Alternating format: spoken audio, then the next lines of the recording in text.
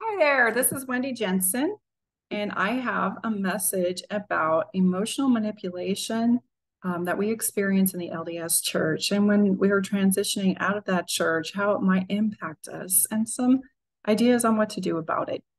So, I want to start off by really claiming that this emotional awareness is something new on the scene of humanity in this dimension. Within the past 20 to 30 years, we have not been really conscious about the impact of our emotions. And so you can imagine that we're constantly, because we're emotional beings and not understanding our emotions, we've really kind of normalized emotional abuse. And of course, that is woven into the doctrines of the church. And when we're becoming more conscious, and we have our faith crisis, which I call a conscious expansion, not a faith crisis. Um, if we can identify these things, it really helps us to be able to move on and to be able to restructure and recalibrate how we understand emotional manipulation and emotional abuse specific to the doctrines that we were taught. So, because this hasn't been on board for in our consciousness in our evolution for quite a while, then we really can't blame the church for this. We can't blame our parents for this. We have to just be in this space of now we know, and when we know better, we do better, right? So, understanding and letting our parents off the hook is going to be a big deal. And learning emotional intelligence is now up to you so that you can leave a legacy to your kids that will be different, that they can be upgraded human beings, if you will. So, the first thing I think of is how we were responsible, heavily responsible, first and foremost, for the emotions of our parents. And I think everybody kind of learned this, that when mom said, it must be something that we did, or what can I do to make her happy? And so we were kind of conditioned to be responsible for our parents' emotions. But in the church, it goes a little bit deeper. And that is, have you ever heard it said, now, Wendi, do you think that would make Heavenly Father happy? Do you think Jesus wants to do that? Oh, I know when you do that, you make Heavenly Father so happy. Well, basically, what you're teaching a child at that place is that they're responsible for God's emotions, and they're responsible for how they make Jesus feel.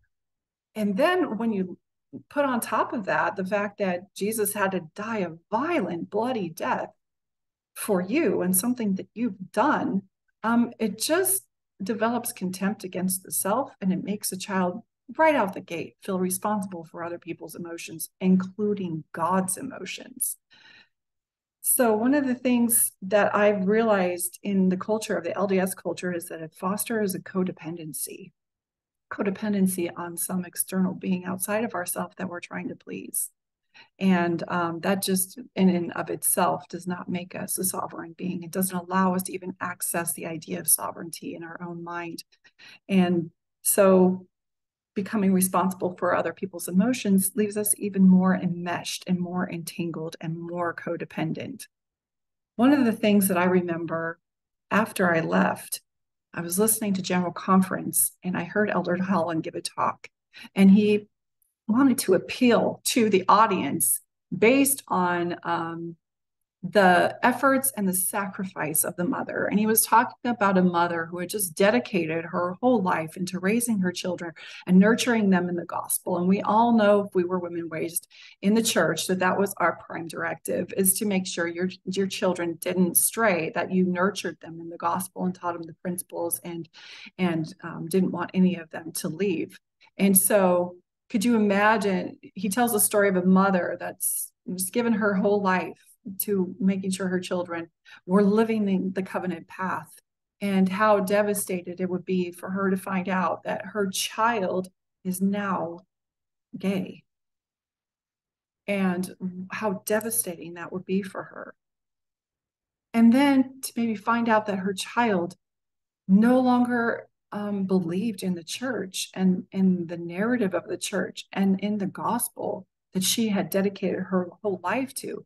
And the whole reason that you shouldn't be gay, as if that's even a possibility, and the whole reason you shouldn't have a faith crisis and shouldn't expand your consciousness is because it would devastate your mother, and you are responsible for her feelings and to make sure that she can live a happy life, knowing that she has secured the kingdom for her children and made sure that they are now going to be safely in the covenant path.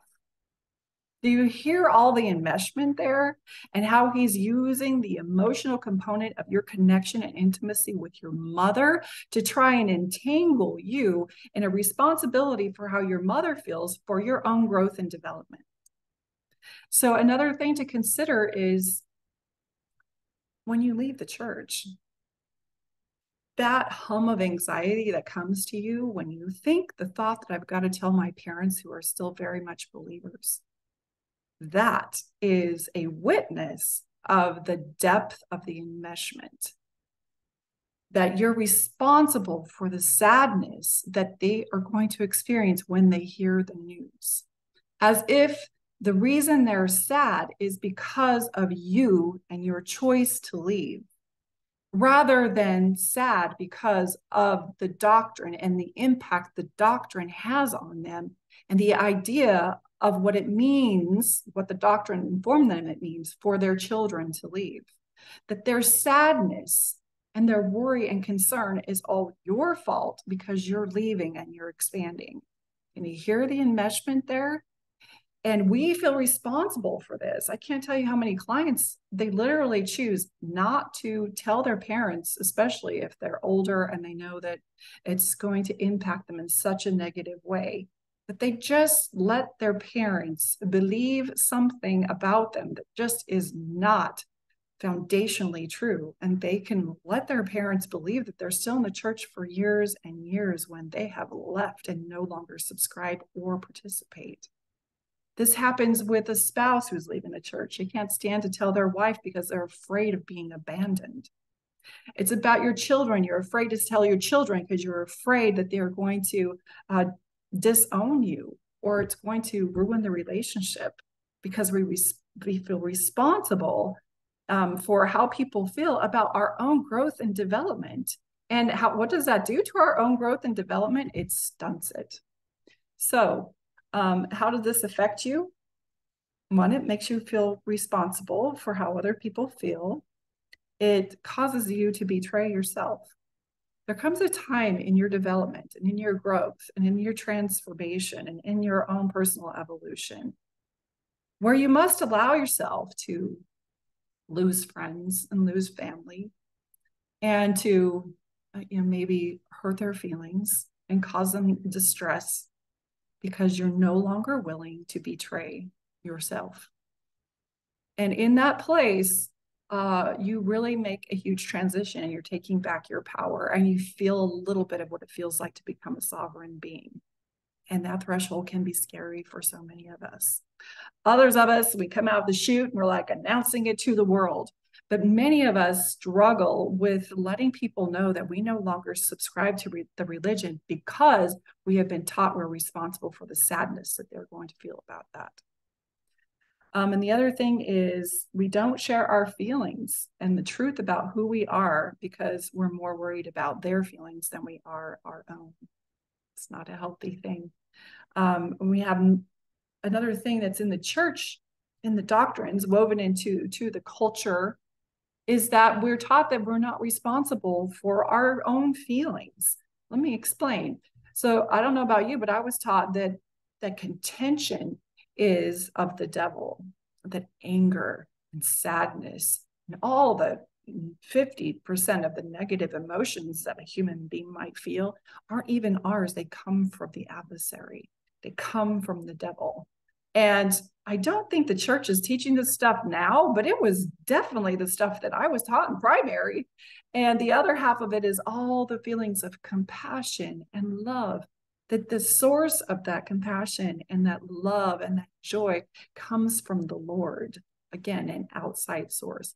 When all of our emotions are ours, and when we take accountability for all our emotions, then we become the sovereign authority of how we feel. And we can use those emotions to inform us about our experience in this realm and in this dimension and in the carnation that we're experiencing.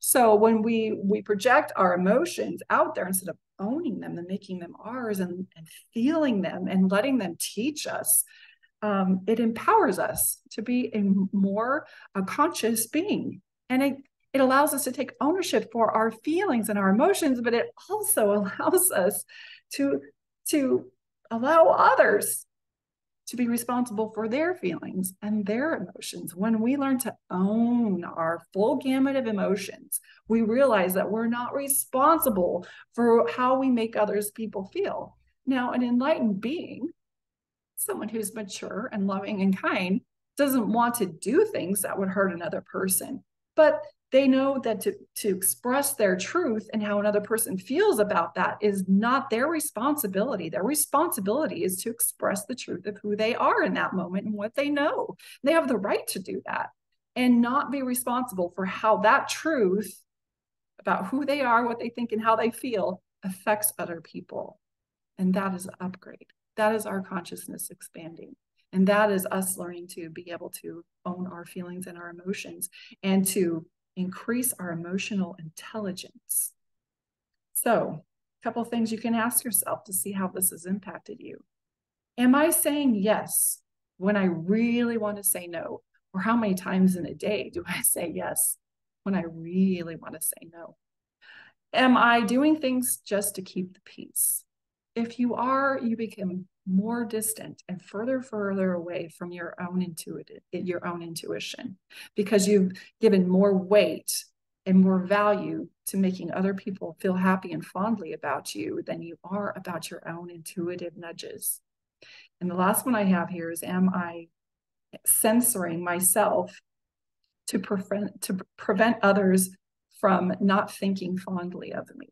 If your intention is to get other people to think fondly of you and to not judge you and to make them just be happy about you and feel good about you, then the likelihood of you understanding the truth of who you are and stepping into your authenticity is not really a reality for you yet. Knowing who you really are is going to offend other people. The more authentic you become, the more you're going to piss off more people you're going to piss off. And those who are benefiting more from you showing up in some false representative of yourself, this people pleaser, those people that benefit from you saying yes when you really want to say no, they're the ones that are going to be most offended when you show up in your authenticity. You're going to, let's see, what else did I have here? When you are true to yourself, you're teaching other people how to be true to themselves.